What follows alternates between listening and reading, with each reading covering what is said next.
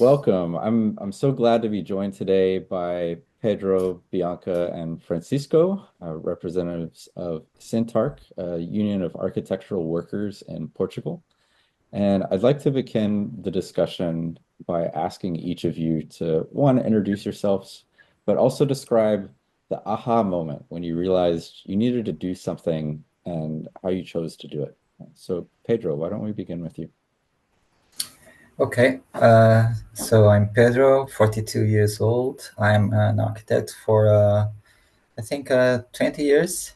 Um, and I think the first moment, I had a lot of haha moments that I needed to do something. I think it happened with all of us due to the reality that we are immersed for the first day that we end our school and we start working. And so uh, I had all of these experiences that made me aware of the difficulties of our profession and our work, the difficulties of working conditions. The For me, the haha moment was when I was walking on the street in a square and I saw this poster announcing a reunion of the movement of the workers' architecture, and I saw, okay, it's today, let's go. And I went there, and it was a surprise for me to see 120 workers together discussing working conditions and better and strategies. For me, it was really a relief, and I shared that feeling with everybody, and we were there, and I started to participate. Oh, how beautiful. It's awesome. Bianca, we'll go to you. Please introduce yourself. Sure. I'm Bianca. I'm 26 years old. I started working in architecture in 2021, I believe. I was still in university at the time. I believe my aha moment was the shattering between what I had been taught architecture work was in university and what actually turned out to be. I was already working through university to pay for my studies in a fast food restaurant, and I went from that job to my first job in architecture, where I received less pay to be working in architecture than to be working at a restaurant. And this is not because I was making good money or because workers in restaurants are paid well, but it's because workers in architecture face serious problems in their working conditions in Portugal, and I believe it's similar in other places as well.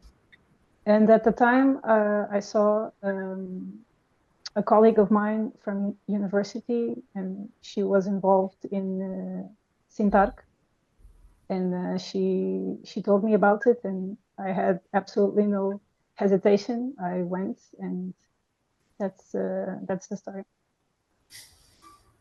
It's amazing. And finally, Francisco. Yeah, hi. Thank you for the invite.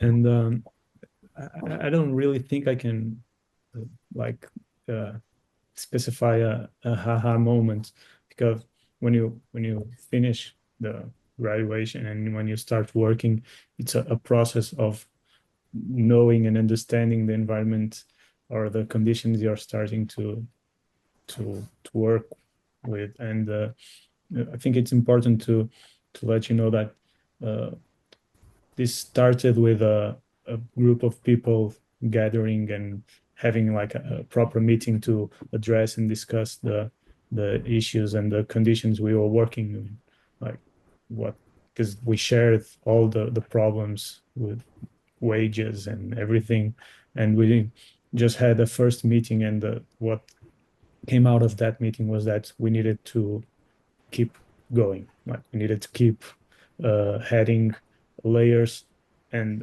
understanding more and more the working conditions we were at and how to transform it.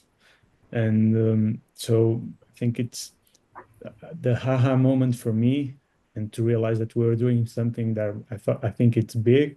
It's when we were able to start or to change a movement of architectural workers into a union of architectural workers, like, because we gather more than 100 people in an assembly, and everyone voted to saying that this is what we want and this is what we need. And I think even if I had a moment in work or everything that made me try and change things, I think that the haha moment has to be the collective moment when we started the SINTARQ officially. Marvelous. Moving from that feeling of an individual to the power in a collective. I like that. So as a group, I'd like to ask you, what are one or two key problems that you engage with as SINTARQ, or issues that other architectural workers face in Portugal?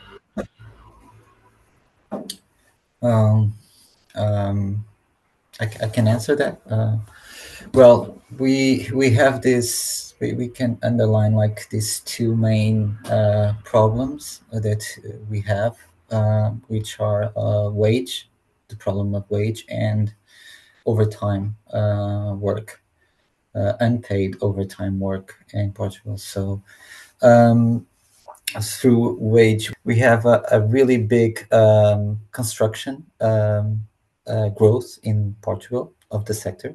We have really low unemployment in the architectural sector also, but we have really low wages, and we have the lowest wage in one of the two lowest wages in Europe, and we have been in the last place of the wage of in for the 10 years in Europe also. We did this survey in 2023 and the beginning of the 2024, and more than 50% of our workers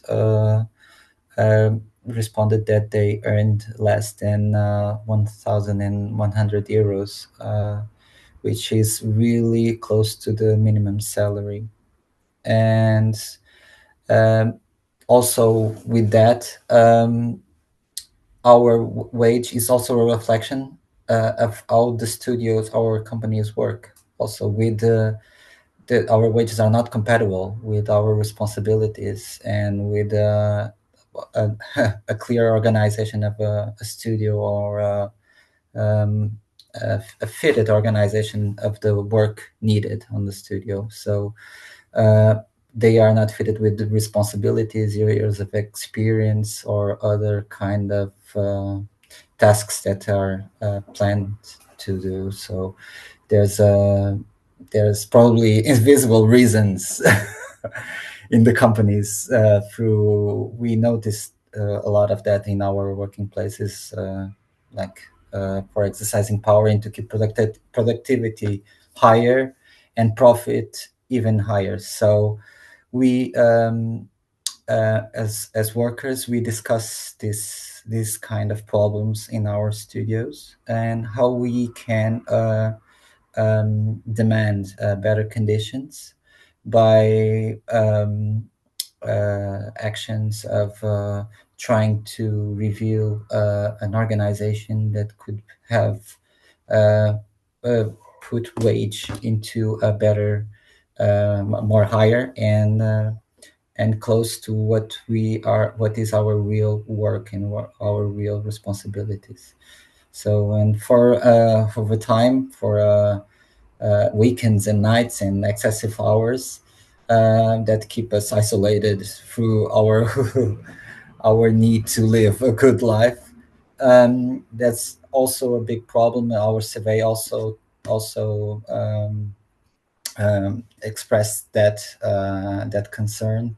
We have a lot of unpaid overtime, and we started to have a list of demands. Then we can talk with a more close look further. But for unpaid overtime, we wanted to reduce we wanted to be paid, and we wanted to reduce from 150 hours that is allowed in Portugal to 100 hours per year.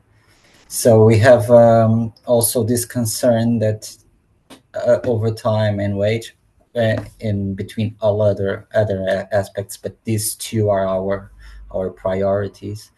Have reflection on our way of living, our happiness, our physical and mental health, and there also our survey noticed that also wage is a way of harassment, of discrimination, also between men and women, and between workers, and it's a conflict weapon for the companies to control their workers. And we want to put the wage on the negotiation of the hands of the workers.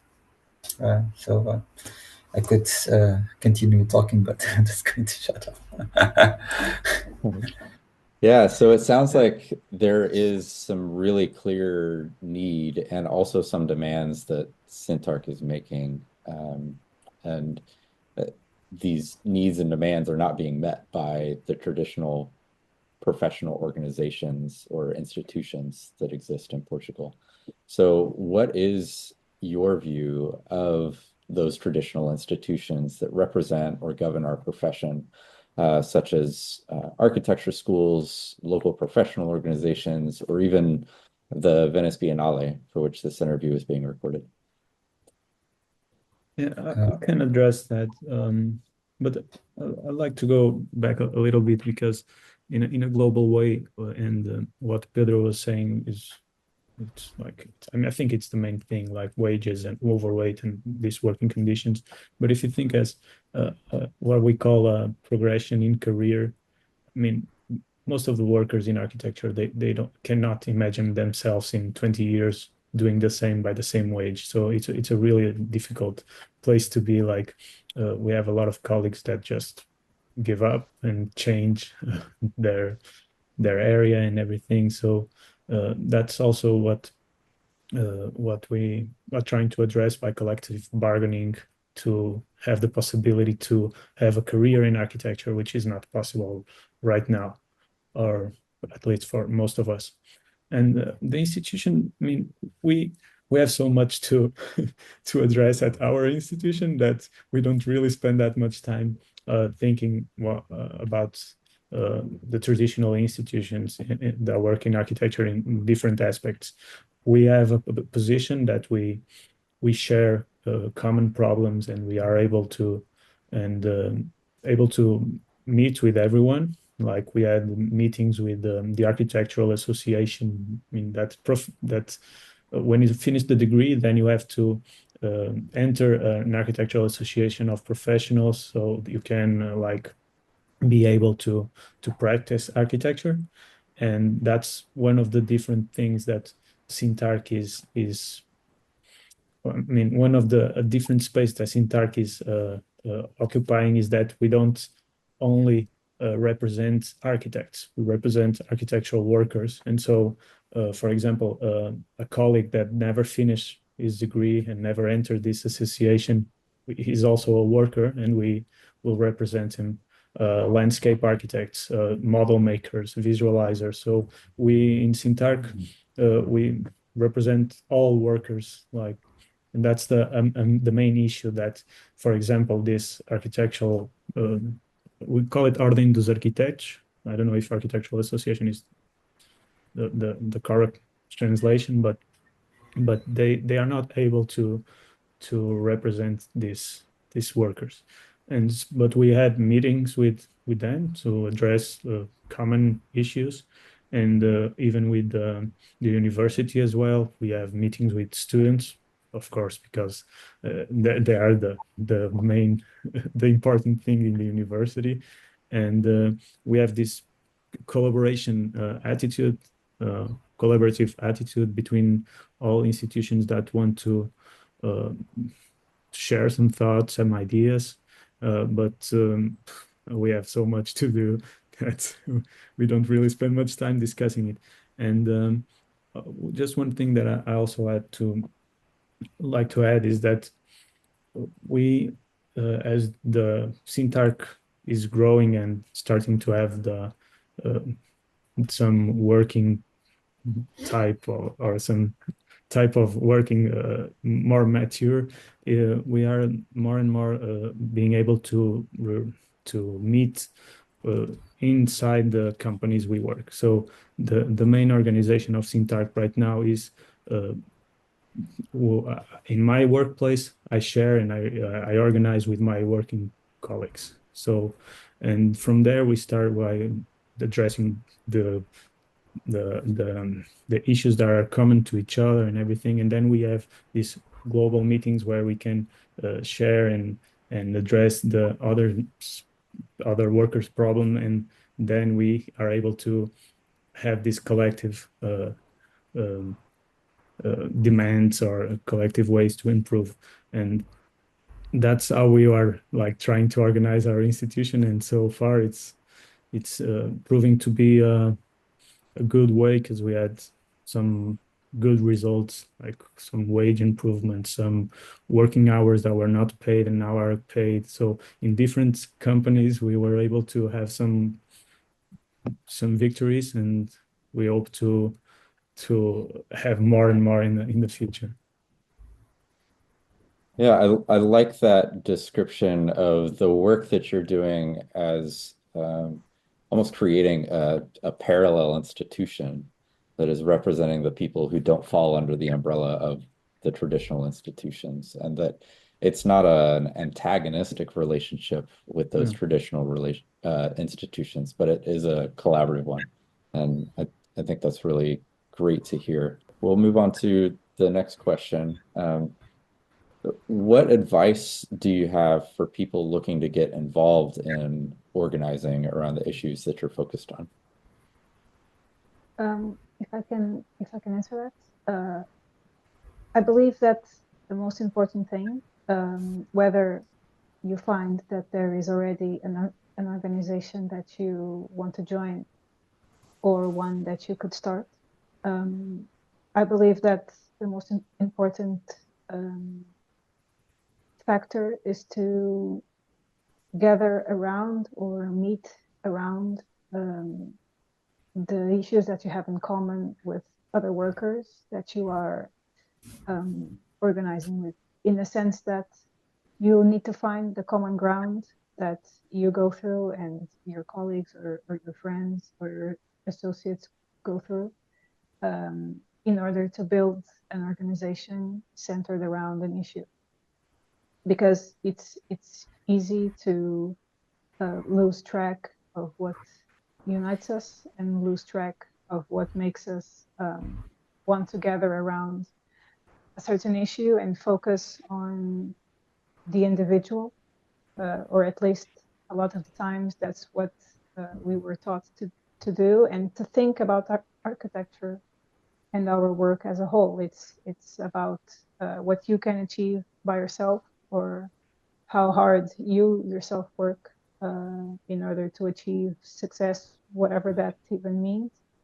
And we can very easily lose track of what the person sitting next to us is going through, which in a lot of the times is exactly the same, or an experience that can be parallel to what you are going through. So the main goal here is to find what unites us, what we go through as a collective, because that is the basis that will lead us to find the solutions and to base our next steps of action, is to find out what we are going through, why, and then what can we do about it. I think that there's another factor that is specific to our organization that can be talked about here. We are a union. We are not just an organization or a collective of architects or colleagues. We decided to form a union and not stay as a collective, because we realized that historically a union is the most efficient way to organize workers and to better our conditions in our work fields. This union allows us to unite on what really matters, and to not lose track of what we are fighting for, which is a better working condition, not only for architects like Francisco was talking about, but also for our colleagues who don't maybe they don't do exactly the same work that we do, but we believe that the working conditions need to improve as a whole in the sector, not only for those who are specifically architects. Mm-hmm. That recognition that it takes so many different people doing so many different things to actually achieve the work that we produce. It's not an individual effort, and it does require all that effort collectively. And I think you're mirroring it with the union. I think that's beautiful. And I'd like to ask this last question to each of you, because I think it's nice to get these different personal takes on what your vision for the future of architecture and architectural workers should look like or will look like. And we'll start with you, Francisco. Yeah, I think it's better to all of us to answer this question because it's so personal. I mean, we don't have a collective answer within the union. So yeah, I think that although we cannot imagine, I cannot imagine what architecture is going to be like. What I know is that it will be as good as the workers in architecture are able to perform their work in better conditions.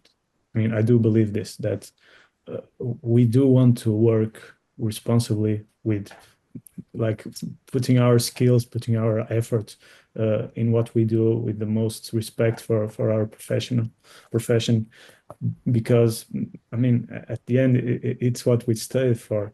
And I think if we have better conditions and if we organize and if we collectively decide what we want this profession to be, I think it will be a better future in architecture. And about this collective way of addressing issues that I think was common to all the meeting we are having here. I'd just like to share that it's been a huge pleasure this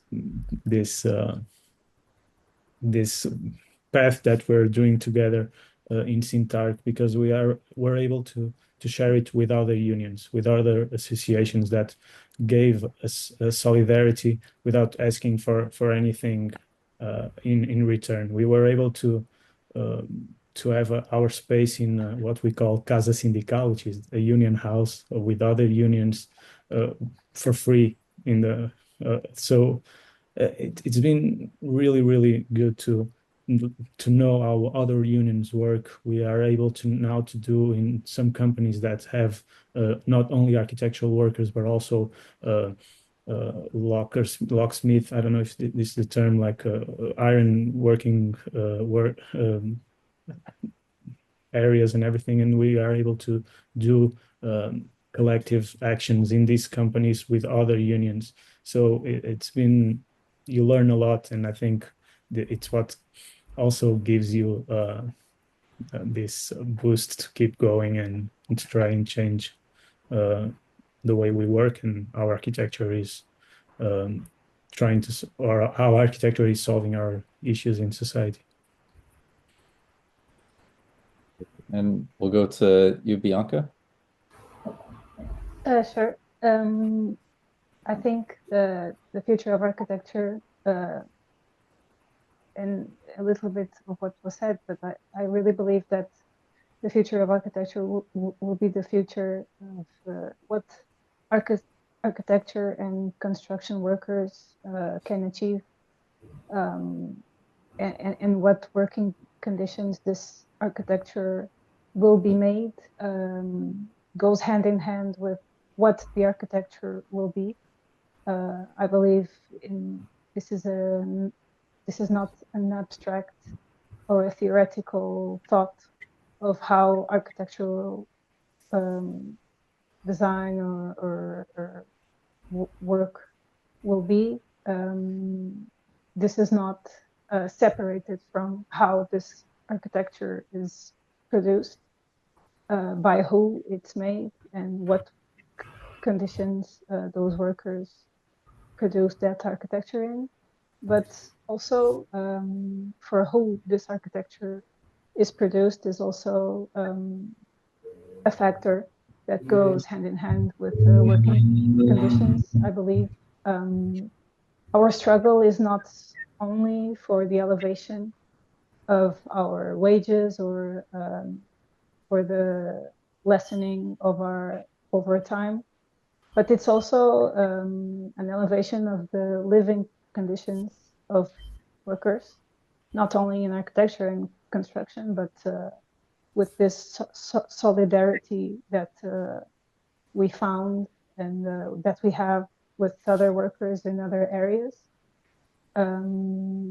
We believe that, and we have it present, that elevating the living conditions also means access to good and cheap housing, and also to be able to live in a clean and in a city that you can move and have a better mobility, not live so far away from where you work because of housing prices and so forth. So when I see the future of architecture, I see the struggle that their workers can achieve, and also what this architecture will look like for those who actually use it.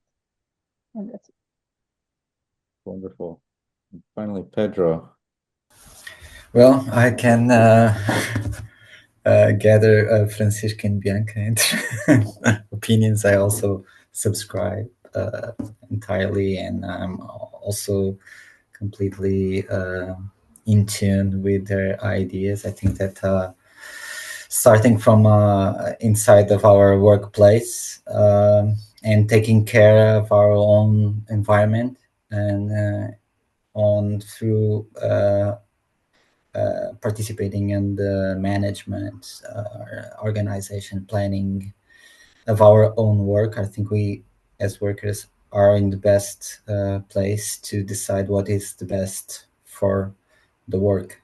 We are the decision carriers, and I think the struggle is that to carry the decision to us, and to then therefore we can see and gain our social, ecological, economic impact on society. So we have to stand also unite as workers in our workplaces, uh, with straight solidarity with other unions. I think it's a really a great and it has been really a great experience for us, SINTARQ, to have this co-action with other unions of other sectors, or sectors friendly with ours, also proximity. And I think, yes, I think that the future stands for a life worth living, and we want work to not superimpose life. That would be our main future, or at least my big hope for the future. That's beautiful. Well, I want to thank the three of you for taking the time to join us in this conversation, and I really do wish you the best. I'm with you, and I hope to meet you in person sometime. I think what you're doing is amazing. Thank you, Rand. Yeah. Pleasure Thank you. for us. Thank you so And much. thank you for the time. Thank you.